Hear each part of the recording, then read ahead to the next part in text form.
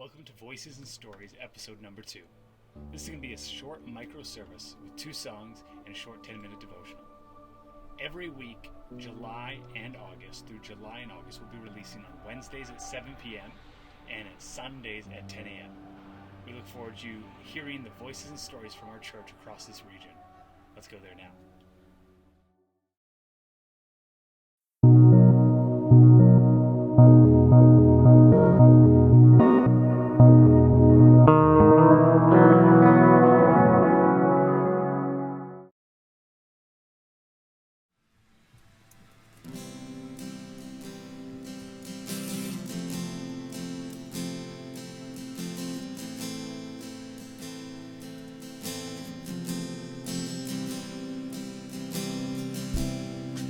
In the crushing, in the pressing, you are making new wine. In the soil I now surrender, as you are breaking new ground. So I yield to you and to your careful hand. When I trust you, I don't need to understand. Make me your vessel. Make me an offering. Make me whatever you want me to be. I came here with nothing, but all you have given me. Jesus, bring your wine out of me.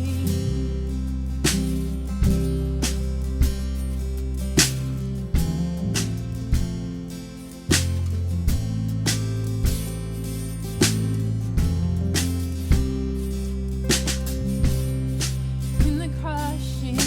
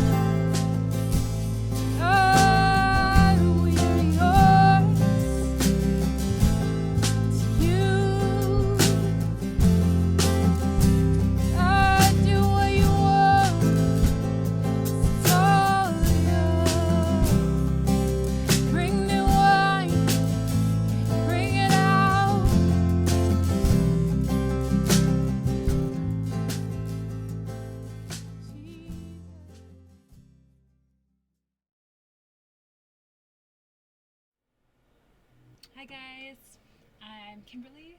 I live in Vernon and I'm part of the C3 family, and I feel privileged to be able to share with you guys as a part of our Voices and Stories series.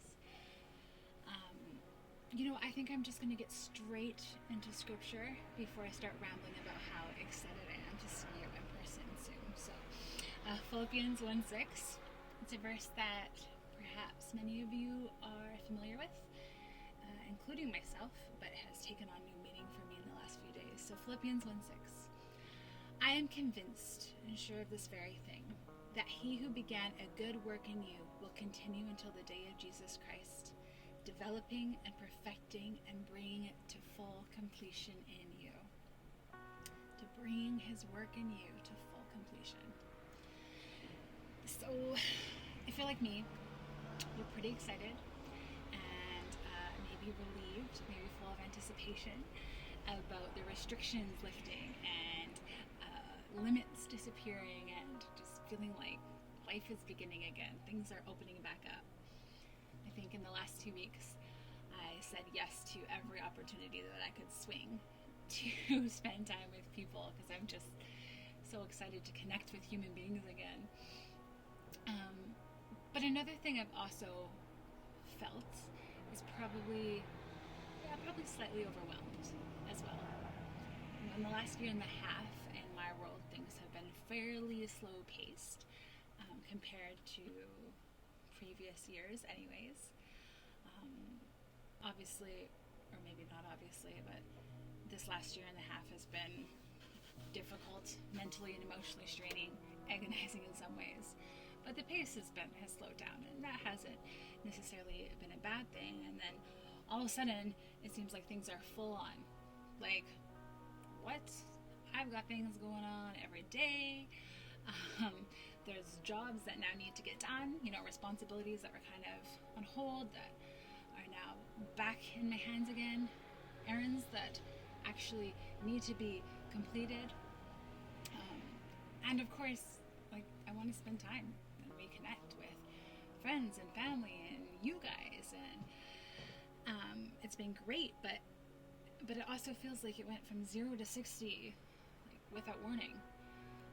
And although I guess there was warning, we were told restrictions would lift, I probably just didn't believe any of the pandemic forecasts. So it feels like it came out of nowhere,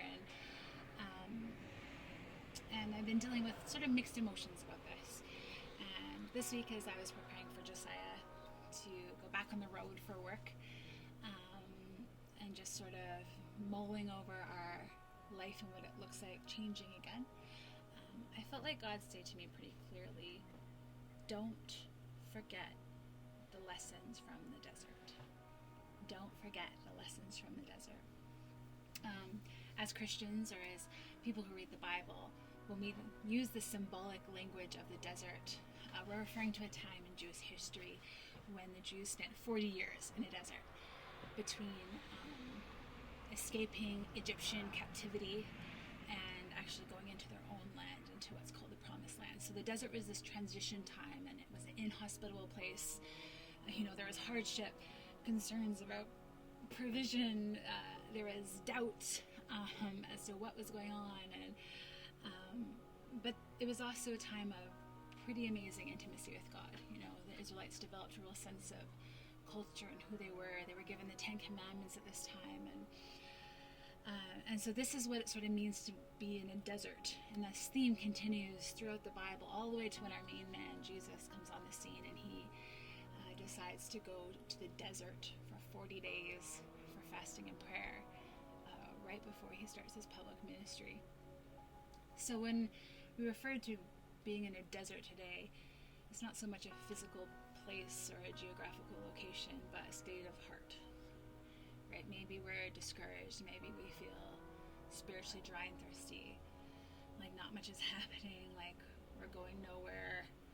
Maybe we feel depleted. Maybe we've been forced to turn to God because, there weren't any other options. And a desert is also, a great time if we want to reflect on our faith and our values and examine, our lives and if we're going where we want to be. But one thing that I know God always does is he uses the desert as a place for preparation. Right? God in his goodness never lets the hard times go to waste. It's almost like he capitalizes on them. And he always uses the desert to teach lessons and work character into us for our own good, our own longevity. And so the pandemic in 2020/2021, it's been a desert for me and so many others.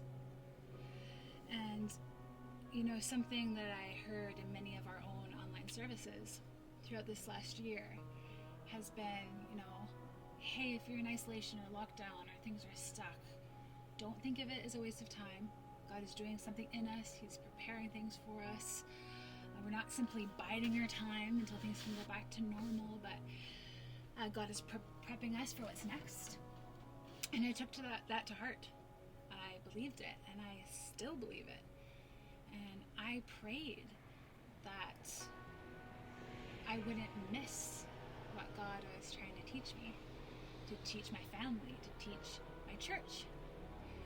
But now all of a sudden, it's like schedules are filling up and calendars are getting full, and I feel almost the solemn warning that we could so easily forget the lessons from our COVID desert time, if you will. That it would be so easy to forget the good things or the things that we actually learned. Because humans forget easily, it's what we do. There's a verse here I wanted to share that was written to the Jewish people regarding their transition from the desert into the next thing God had for them, into the promised land. And it's Deuteronomy 6:10-12. And it says, when the Lord your God brings you into the land he swore to your fathers, to Abraham, Isaac, and Jacob, to give you a land with large flourishing cities you did not build, houses filled with all kinds of good things you did not provide, wells you did not dig, and vineyards and olive groves you did not plant, then when you eat and are satisfied, be careful that you do not forget the Lord who brought you out of Egypt, out of the land of slavery. So, my question for you, for me, is what has God taught you or done for you that you might be in danger of forgetting?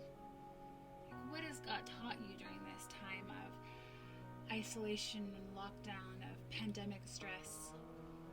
And if you're not sure, I so encourage you to take some time, find a quiet place, get a journal and a pen, and just pray about it. Just write down thoughts that come to mind, because God was not inactive when our lives were inactive. Right? When it felt like nothing was happening, God was still working. Right? He's still doing things for us. He's still working things in us and for our benefit. So it would be foolish to ignore or forget or overlook those things. For example, since I thought I better respond to my own challenge, things that I don't want to forget is that the church will always be more than a service. To embrace what we have, not what we don't have. To fight for family dinner time whenever I can. Everything you lose makes room for something new. That small gestures have a huge impact on our well-being. To keep relationships a priority. To don't rush through precious moments. I have even more to be grateful for than I realized, like having enough toilet paper in the cupboard, or being able to go for a coffee with a friend. That life is fragile, no matter how comfortable things seem. So don't postpone things that are important to us. Right? Tomorrow's promised to no one. And there are a few other things here, but I think I could probably go on for a while.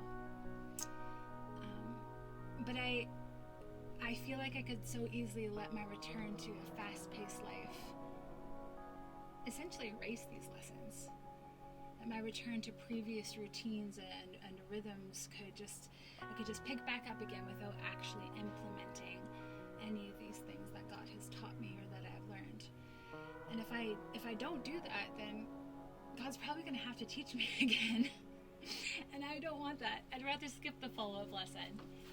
I want to graduate to the next level and move on to the next thing that God wants to teach me, the next thing that God has for me. And I know that God has been preparing you. He is preparing us as a church family for what He has next for us. And what He has next is new and important and exciting, and we really do want to be a part of it. We want to be a part of it. And so to do that, we've got to remember not to forget the lessons from the desert. Don't forget your lessons from the desert.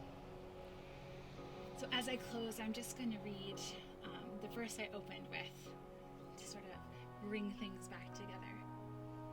I am convinced and sure of this very thing, that He who began a good work in you will continue until the day of Jesus Christ, right up until He returns, developing that good work and perfecting it and bringing it to full completion in you. Love you, church. See you soon.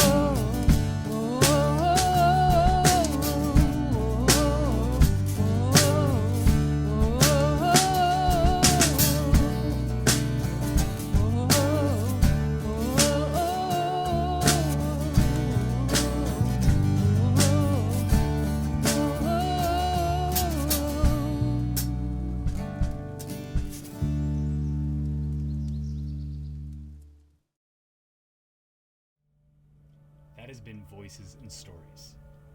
During the summer, we as a church across the region are prioritizing gathering together. This may look very different than it has before, but our primary purpose for the summer months are to gather together, to reconnect in ways that we've been disconnected over the last year or year and a half. Every second week across our region, we are hosting gatherings. And when I say we are hosting gatherings, I mean you are hosting gatherings. We are creating the second Sunday of every month, second Sunday of every week as a priority time for us to gather together. Whether you want to host something at your house and let the church know so we can include others, whether you know someone who wants to host it, doesn't matter where you are in our region, we just want to prioritize gathering together. To make that as easy as possible, we created a resource to provide you with the tools you need to gather people around your home, around a barbecue, around a beach, wherever it is. On our website, you can go right now and you can sign up or register your group so we know about it, so we can let people know about it. And you can also register to ask to borrow some items to make your event more successful or your gathering more successful. Simple things like tables, or more elaborate things like bouncy castles and cotton candy machines. We really just want to prioritize spending time together and connecting as a C3 family. Across the summer, we will also have a few events that you can be a part of, and right now you can head to the C3 Church website, c3church.ca, to register your interest for them. We have a wine night, a wine tour coming up on July 17th. We have a golf day coming up in August, and we also will be having a worship and prayer event coming up in August as well. If you haven't already, this would be a great time to text your name to 778-760-3800. Last week I got it wrong, so let's try it again. 778-760-3800. If you text your name there, that'll be the best way for us to let you know of the gatherings that are taking place. Every second week, we send out a text to let you know there's gatherings coming up in your area. All you'll have to do is text back the name of your city, and we'll notify you of the closest gathering taking place. Because this is a season we want to gather together as family, to laugh, to tell stories, to hear other people's stories, and to enjoy each other's company. We were created by God for community, and this is an opportunity to gather as a family of God in community. We love you. Don't forget to hit like. Don't forget to subscribe. Don't forget that a new Voices and Stories released every week on Wednesdays at 7 p.m. and a second one on Sundays at 10 a.m. Don't miss one as we hear these stories from across our C3 family in this region. We love you, church. See you soon.